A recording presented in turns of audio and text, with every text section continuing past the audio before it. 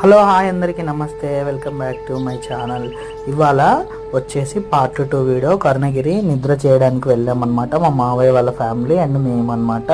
చిన్న బాబు అని చెప్పేసి చలి కొద్దని చెప్పాను. మా వైఫ్ బాబు ఇంటి దగ్గరే ఉన్నారు. మేమైతే వచ్చేసాము.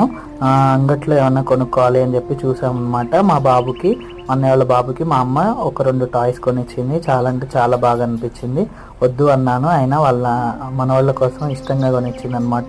ఈ బొమ్మలు ఎంతో విలువైన లాగా అనిపించవు మనకి, కానీ చిన్నప్పుడు ఇవే ఎంతో విలువగా అనిపిస్తాయి కదండి. మీకు కూడా అలానే అనిపిస్తుందా? నాకైతే అలానే అనిపించింది. కామెంట్ సెక్షన్లో కామెంట్ చేయండి మీకు కూడా అలానే అనిపిస్తే. తప్పిపోయిన చిన్న కుమారుడి గురించి చిన్న నాటిక వేశారు. 12:30 వరకు మెలుగుతూ ఉండి, ఇక తర్వాత నా వల్ల కాలేదు, పడుకున్నాను అనమాట. చాలా అంటే చాలా బాగా జరిగింది. ఇక ఇలా మొత్తానికి మా నైట్ అవుట్ అయిపోయిందనమాట.